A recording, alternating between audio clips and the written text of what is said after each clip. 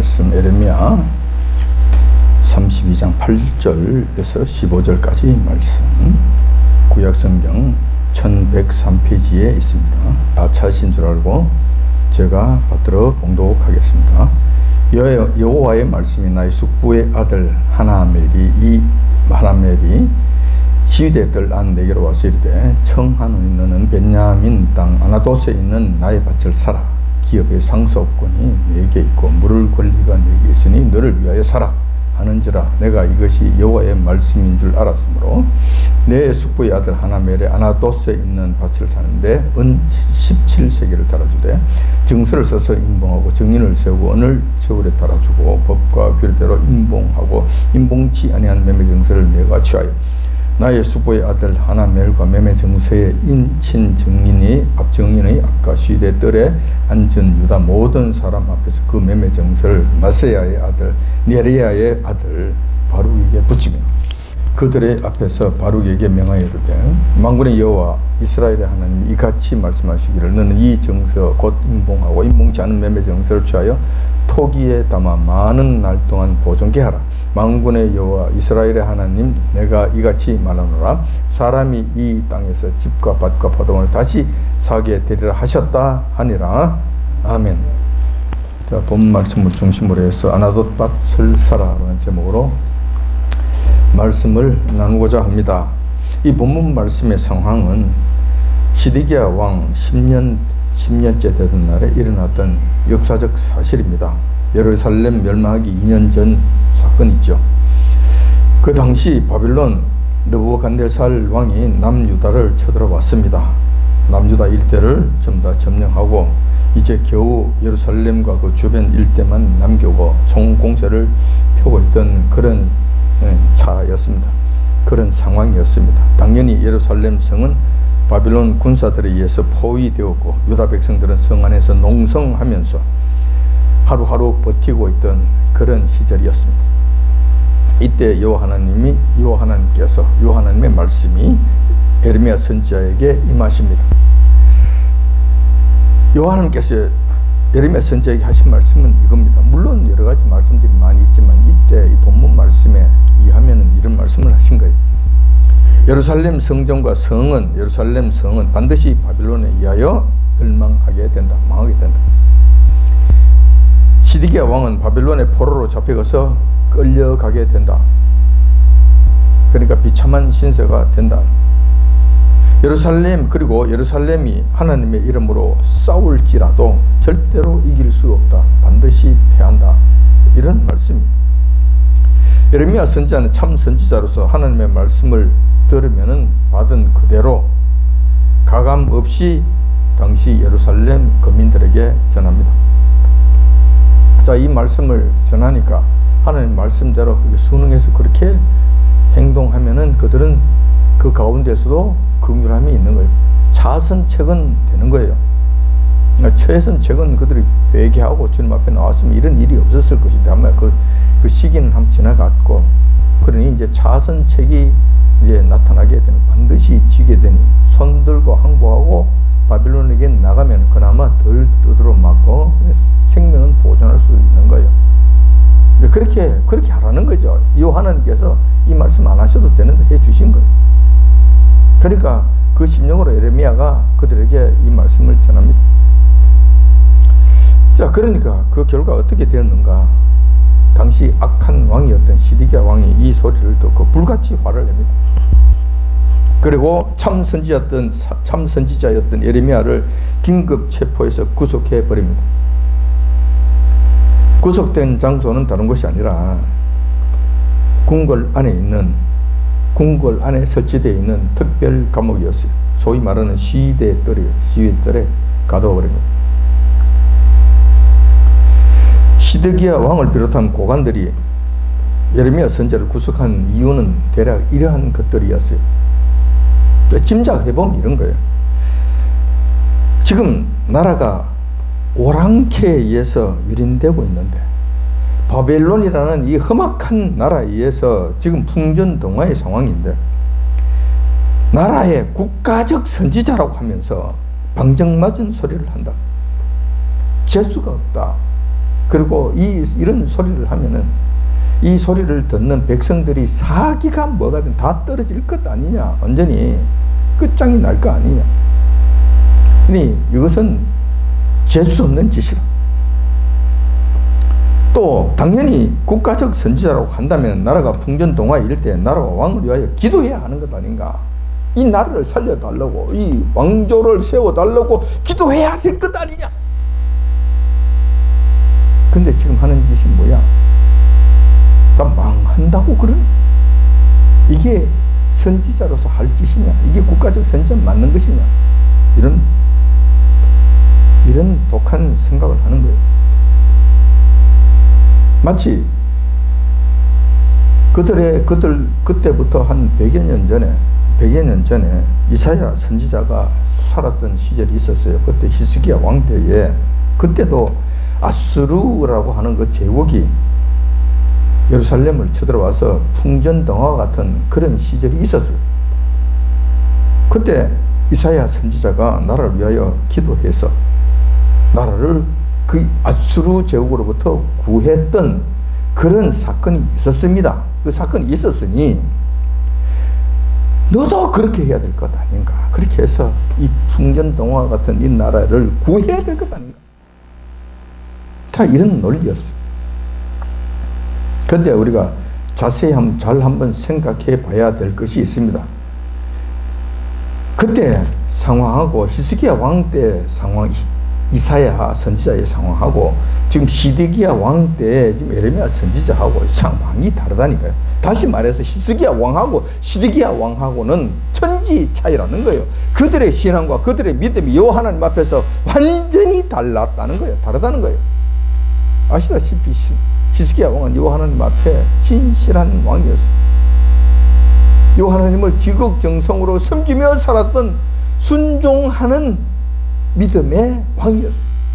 반면에 시드기야는 어떻습니까? 악한 일이라고 하면은 가려가면서 했던 아주 지독히 못됐고 악한 왕이었잖아요. 지독하기도 하나님 말씀을 대적하는 그 악한 왕이었잖아요. 근본적으로 상황이 달라요. 판이 다르다니까. 판이 달라. 그런데 똑같은 결과를 이렇게 이룩하게 해달라고? 이거는 여호와 하나님으로 하여금 여호와 하나님을 바보로 여기는 거죠. 여호와 하나님을 아주 우습게 여기는 거죠. 여호와 하나님을 그들의 무슨 종처럼 생각하는 거죠. 그럴 수가 없는 거죠. 자, 이게 여기서 우리가 정말 우리가 잘 봐야 될, 그리고 잘 우리가 조심히 살펴봐야 될 일들이 있는 거예요. 나라를 위해서 어떻게 기도를 해야 될 것인가. 이사야 선지자처럼 기도할 것인가, 안 그러면은 예레미야 선지자처럼 선포해야 될 것인가. 잘 보셔야 돼요. 자, 아무튼 그런 이유들이 있었던 거예요. 또 뿐만 아니라 시드기야 왕과 그 고관들이 생각할 때 예레미야 선지자가 바벨론 편을 드는 것 같아. 바벨론을 두둔하는 듯 하는 거예요. 그러니까 이게는 친바벨론 파이네. 이거 친바벨론이네. 그렇다면 이놈이 지금 바벨론하고 좀 무슨 일을 하는 거야? 이거 내통하고 있는 것 아닌가? 성 안에서 지금 바깥에 있는 바벨론과 무슨 내통을 하고 있는 것 아니야? 이게 첩자가 아니냐? 이런 생각을 한 거예요. 그래서 빨리 저는 백해무익하니까 저는 잡아다가 일단 긴급 구속시켜. 이렇게 된 겁니다.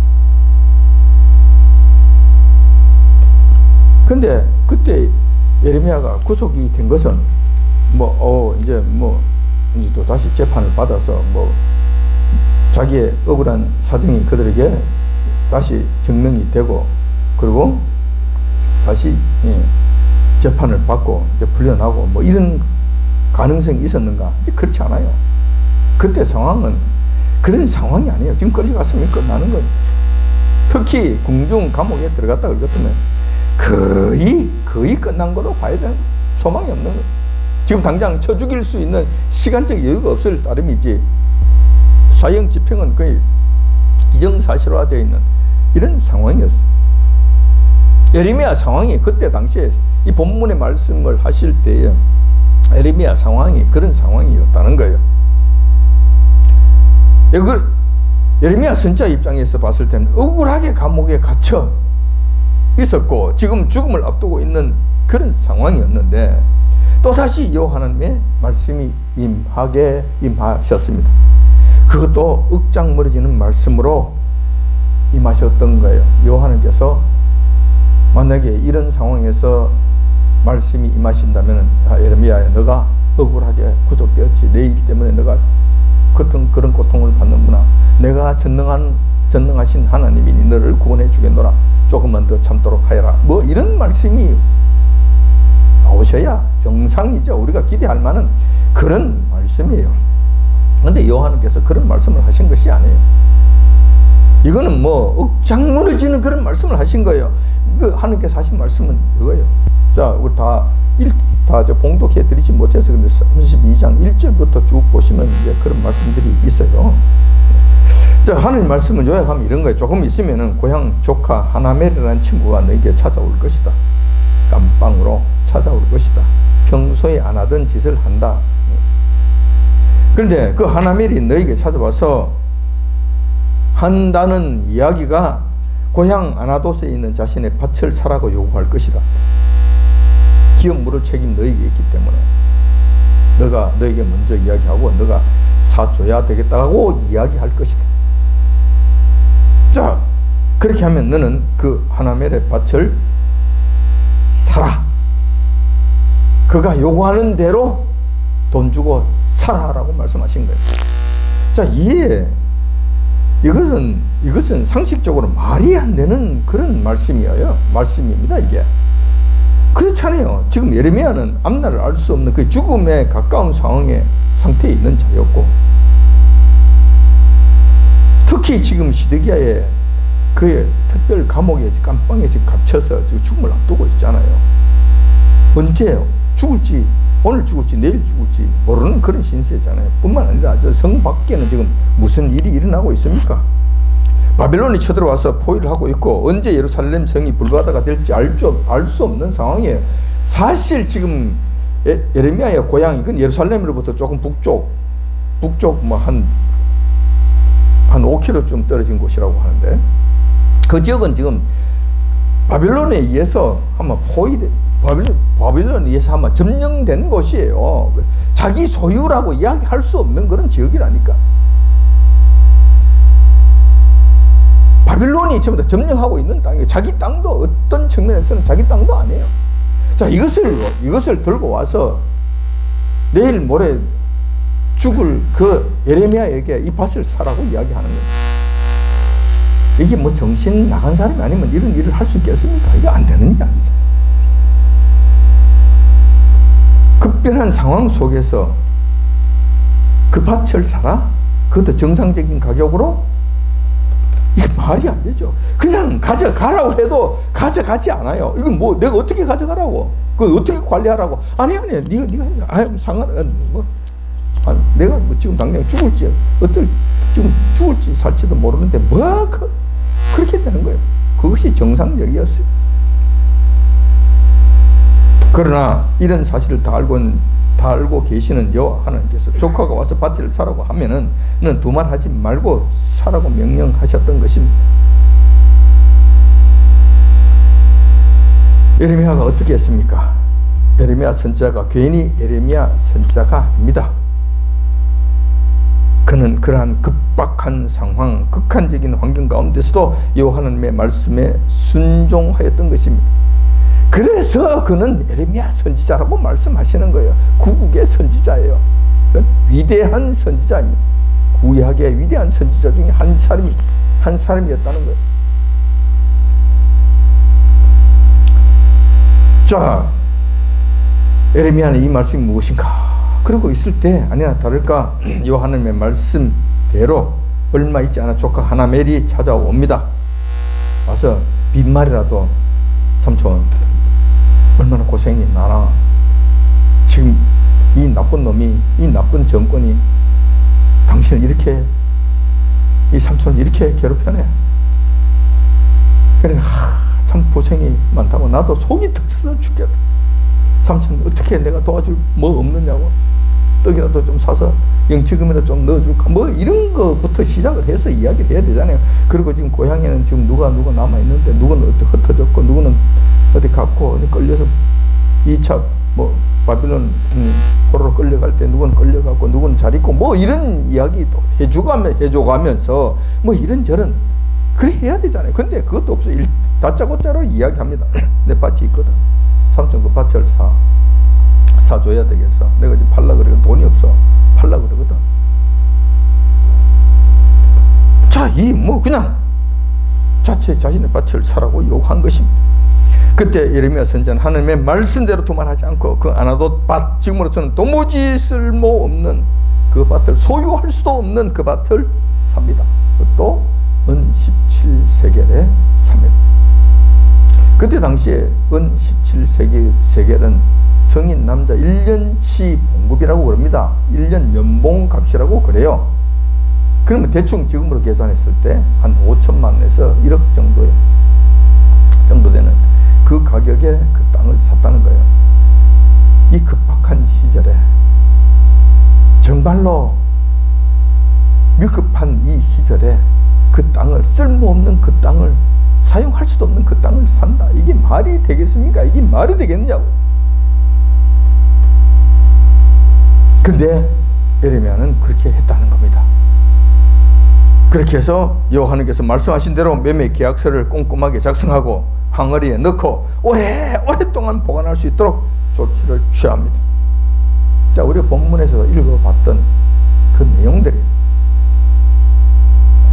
자, 이런 사실을 다른 사람들이 봤을 때는 어떻게 봤을까요? 예레미야 선지자를 어떻게 봤을까요?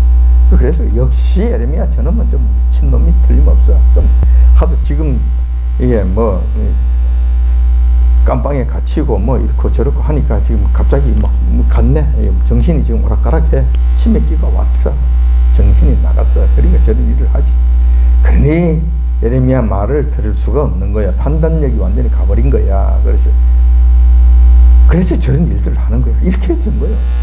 그 세상 사람들은 그냥 수근수근 그리고 쩍쩍거리면서 손가락질하면서 놀리고 농담거리로 삼고 그런 거예요. 자, 반면에 하나멜은 어떻게, 조카 하나멜은 어떻게 됐습니까? 땡 잡은 거죠. 완전히 봉 잡은 거죠. 그냥 예레미야를 완전히 썩여 먹어도 그냥 막 기가 막히게 썩여 먹은 거예요. 그래서 하나멜은 이 위급한 상황 속에서 해외로 도망갈 수 있는 도피 자금을 마련한 거예요. 하나멜이 어디로 갔는지 어떻게 되는지 그것은 성경에서 말씀하지 않습니다만은 그럼 돈을 가지고 어디로 뭐 어떻게 했겠습니까? 그곳에서는 살 수가 없는데 다른 나라로 도망을 갔겠지. 도피 자금을 사용했겠지.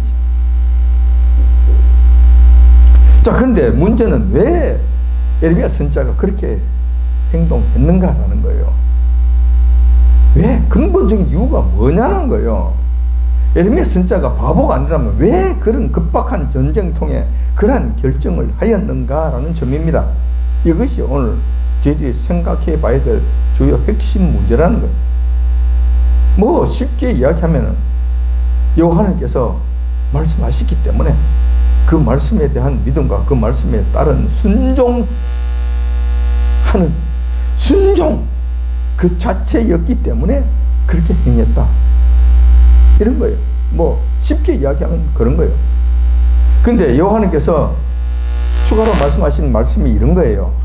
여호와께서 예레미야 선지자에게 말도 되지 않는 그런 명령을 하셨을 때 여호와께서 왜 그렇게 해야 되는가에 대한 말씀을 해 주셨다는 거예요. 자, 이 말씀 한번 보자는 거예요. 이 말씀을 한번 보자는 거예요. 그것이 43절, 44절에 나오는 말씀이 32장 마지막 부분에 나오는 말씀이에요. 자, 그 말씀 여호와께 길게 말씀하시고 난 다음에 이제 결론적으로 43절, 44절 말씀하시는데 너희가 말하기를 황폐하여 사람이나 짐승이 없으며 갈대아인, 이 바벨론 사람들입니다. 바벨론인의 손에 붙임 바 되었다는 이 땅에서, 이 예루살렘과 유다 그 일대의 땅, 가나안 땅에서 사람들이 밭을 사되 베냐민 땅과 예루살렘 사방과 유다 성읍과 산지의 성읍들과 평지의 성읍들과 남방의 성읍들에 있는 밭을 은으로 사고 정서를 기록하여 임봉하고 정의를 세우리니 이는 내가 그들의 포로로 돌아오게 함이니라. 여호와의 말이니라. 말씀하셨어요. 이렇게 말씀하셨어요. 다시 말해서 지금은 요한께서 말씀하시는 말씀의 내용은 이런 거예요. 지금은 비록 예루살렘이 그들의 죄와 불순종으로 인해서 바벨론이라는 그 험악한 군대를 동원해서 그들을 치신다. 그래서 크게 멸망할 수밖에 없다. 멸망하게 하신다는. 하지만 여호와께서는 이스라엘을 영원히 버리시지 아니하신다는 그 약속을 하신 것입니다. 그 약속을 예레미야 선지자를 통해서 실질적으로 보여주시는 거예요. 그리고 그 예루살렘 도성에 사는 그 백성들에게 지금 실제 보여주면서 그것을 확정시키고자 하시는 거예요. 즉 다시 말해서 포로로 끌려간 이스라엘 백성들 앞으로 그렇게 될 거잖아요. 바벨론에서 완전 폭삭 망하게 될 거고, 그리고 그 백성들은 상당수는 죽을 거고 일부는 포로로 끌려서 갈 것이다. 자, 포로로 끌려간 이스라엘 백성들은 하나님께서 버리시는 것이 아니라 다시 부르셔서 고향 땅으로 돌아오게 하시고, 그들로 하여금 지금의 하나도 밭을 비롯한 유다 고을 일대의 집과 밭을 사서 정착하도록 하시겠다는 그 약속의 말씀이었던 거예요. 자, 이것 때문에 이렇게 하라고 예레미야 선지자에게 말씀하셨던 거예요. 그 당시 예레미야가 감옥에 갇혀있고 험악한 바벨론 군대가 예루살렘을 포위하고 있는 상황이었다 하더라도 이런 일들은 반드시 여호와께서 말씀하셨기 때문에 이루어지신다는 거예요. 현실로 봐서는 지금 예레미야가 당하고 있는 그 현실로 봐서는 거의 불가능해 보여요. 말이 안 되는 것 같아요. 그렇지만 여호와께서 그 말씀을 하셨다는 거예요. 그러면 여호와께서 하신 말씀은 반드시 그대로 이루어진다는 거예요. 그래서 여호와께서 반드시 그대로 이루어 주실 것을 확신하고 믿음으로 살았던 예레미야 선지자는 그 말씀에 순종했던 거예요. 당연히 예레미야의 행동을 보면서 수많은 사람들이 여호와께서 다시 멸망당하고 회복되는 이 과정을 이루어 주실 것이라는 것을 그들도 믿고 따라와야 하는데, 그렇게 한 사람은 아무도 없었던 것 같아요. 아무도 없었던 것 같아요. 오히려 예레미야의 일들을 바라보면서 사람들은 미쳤다고 수군거렸으며 여호와 하나님께서 회복 주시겠다는 그 약속의 말씀을 예레미야가 그렇게 줄기차게 부르짖는데도 불구하고 청종하고 따르는 자가 없었던 것입니다. 예레미야 말고는 없었던 것입니다. 결과가 어떻게 되었습니까? 예레미야 선지자 당시 예레미야를 비웃던 사람들의 생각대로 되었을까? 아니면 여호와 하나님께서 말씀하신 대로 이루어졌을까? 보나마나죠. 보나마나. 여호와 하나님께서 말씀하신 그대로 이루어졌습니다. 바벨론에 의해 포로로 끌려간 유대인들이 하나님의 말씀대로 70년이 지난 다음 고향으로 되돌아오게 됩니다. 그 당시에도 3차에 걸쳐서 약 5만여 명이 귀국하게 됩니다. 그들은 귀국해서 각자 자기 고향으로 내려갔습니다. 다른 사람이 차지하고 있던 토지와 집과 과수원을 사서 다시 정착하게 됩니다. 이 말씀이 에스라서 2장 1절 2절에 기록되어 있습니다. 에스라서 2장 1절 2절 제가 봉독해 드리겠습니다. 옛적에 바벨론 왕 느부갓네살에게 사로잡혀 바벨론으로 갔던 자의 자손 중에서 노임을 받고 예루살렘과 유다 도로, 유다는 그 지방이 이제 그때 당시에는 페르시아, 그러니까 바사 제국의 한 도가 되어서 한 군으로 형성이 되었습니다. 그러니까 예루살렘과 유다 도로 돌아와서 각기 본성에 이른 자, 본성에 이르렀다는 것은 각기 자기 고향에 이르렀다는 거예요. 자기 고향에 이른 자, 곧 스룹바벨과 예수와 느헤미야 등과 함께 나온 이스라엘 백성의 명수가 이러하니, 그래서 나중에 보면 한 5만여 명이 된다라고 기록해 놓고 있습니다. 이렇게 하신 거예요. 이렇게 된 거예요. 그래서 그들이 그곳에서 정착을 하게 되는 거예요. 땅도 사고 집도 사고 과수원도 사고. 너무 지나치게 그렇게 해서 문제가 됐지. 그렇게 된 거예요. 우리는 오늘 본문 말씀을 통해서 교훈을 얻고자 합니다. 무엇을 교훈으로 삼아야 할 것입니까? 그리고 무엇을 생각해야 될 것입니까? 지금 우리가 처한 상황이 예레미야 선지자 시대와 매우 흡사하다는 점에서부터 시작하는 것이 좋을 것 같습니다. 지금 우리가 처한 교회가 상당히 위급한 상황에 있습니다. 풍전등화라고 이야기할까지는 없겠지만 풍전등화의 직전 상황까지는 이르렀다고 보면 맞아요. 누구에 의해서? 바벨론에 의해서. 바벨론처럼 행동하는 이 악한 정권에 의해서 이런 일들이 일어나고 있다는 거예요. 자, 이럴 때 요한께서는 저희들에게 말씀을 하시는 거예요. 아나돗 밭을 사라. 지금 이 악한 정권에 의해서, 바벨론에 의해서 교회가 무너지게 될 것이다. 힘든 일이 생기게 될 것이다. 부서지게 될 것이다. 그런데 그것이 끝이 아니다. 내가 회복시켜 줄 것이다. 회복시켜 준 다음에 너희들이 해야 될 일들이 있다라는 거야. 이런 측면에서 그때 당시 예레미야 선지자 시대 때의 상황과 지금 우리가 처한 상황하고 상당히 비슷한 점이 있다는 거예요. 우리나라가 어떤 나라입니까? 대한민국이라는 나라가 건국될 때부터 여호와 하나님과 특별한 약속 가운데 새겨진 그런 나라 아닙니까? 여러분들이 잘 아시는 바와 같지 않습니까? 이스라엘 백성들처럼 여호와 하나님과 약속 가운데 세워진 대한민국이라는 것입니다. 요한께서는 대한민국을 특별하게 생각하십니다. 왜냐하면 약속 가운데 생겨진 나라이기 때문에, 언약 가운데 세워진 나라이기 때문에 그런 거예요. 그래서 요한께서는 이 땅에 이 대한민국의 핵심, 중심, 축을 이루고 있는 하나님의 백성, 하나님의 교회를 징계는 할 망정 영영 버리시지는 않으신다는 거예요. 절대로 그런 일은 없으시다는 거예요. 반면에 그 약속을 위반했을 때는 이스라엘 백성들을 다스리시던 것과 같이 혹독한 징계로 간섭하시고 깨끗하게 만드실 거라는 거예요. 하나님의 교회, 우리나라 교회가 잘못하면 다른 나라 교회들도 많이 있어요. 그들은 우리나라보다 훨씬 더 심각한 문제들을 일으키고 있는데도 그들은 여호와 하나님께서 그냥 내버려 두십니다. 그런데 우리나라 교회만 여호와 하나님께서 특별히 간섭하시는 거예요. 왜냐? 하나님과 약속한 게 있기 때문에 그래요. 그 약속이라는 것이 그겁니다. 마지막 선교 사명을 감당하는 이 약속이 우리가 하겠다고 그런 거예요.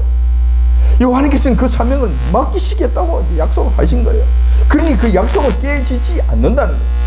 파기되지 않는다는 거예요. 그 약속이 있는 한 그 약속은 반드시 그대로 이루어진다는 건데, 지금 현재 한국 교회 이런 상황으로는 선교 사명을 감당할 수 없는 거예요.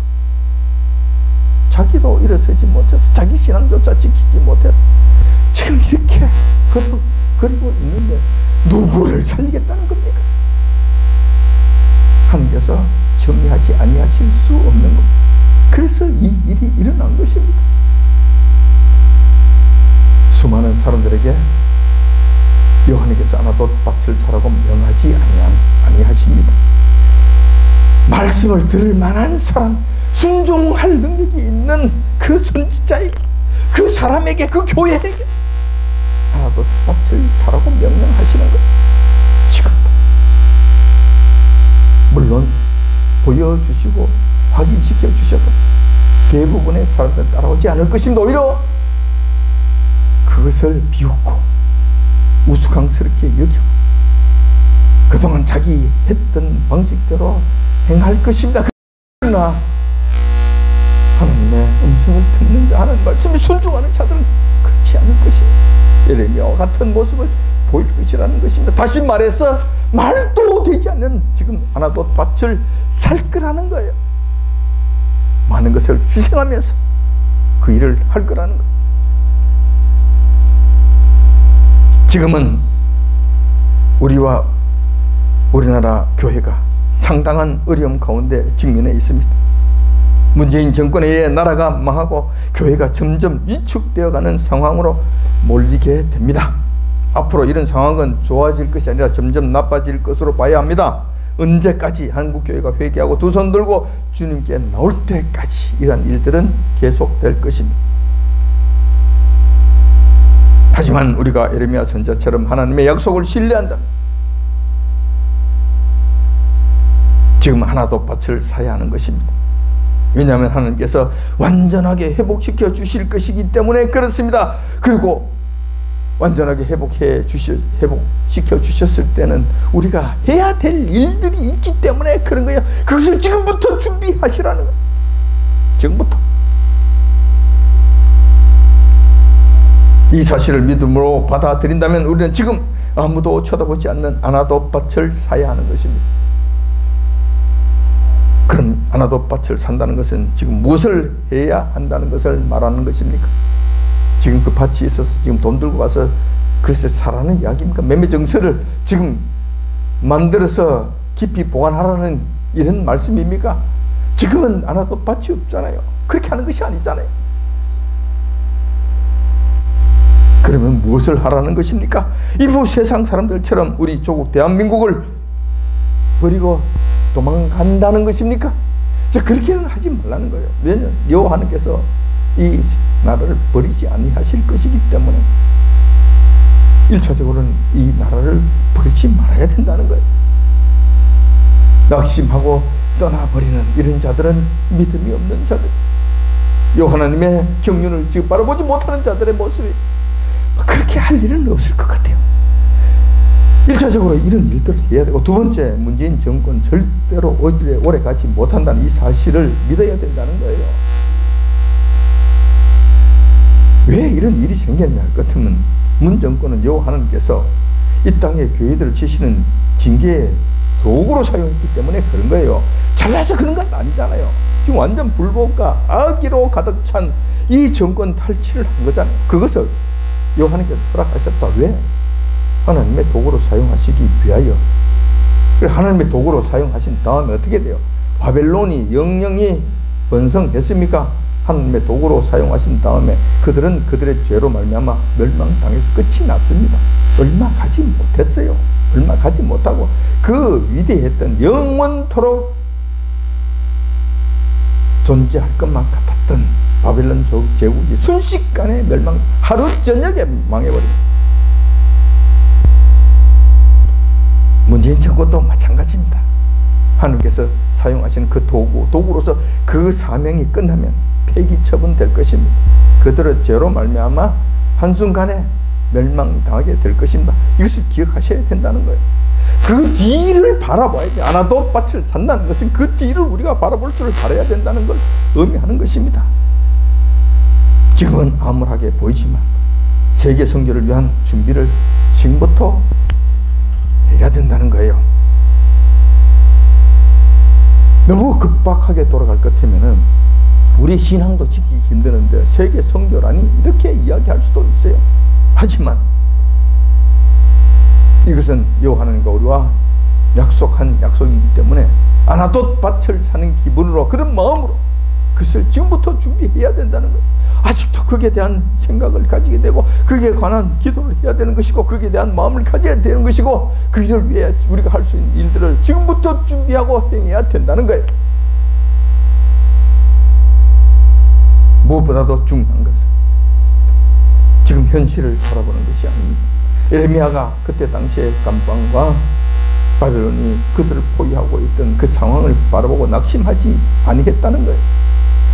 그것처럼 우리도 현실을 바라보는 것이 아니라 앞으로 있을 여호와 하나님의 약속의 말씀을 바라보고 힘을 내야 된다는 거예요.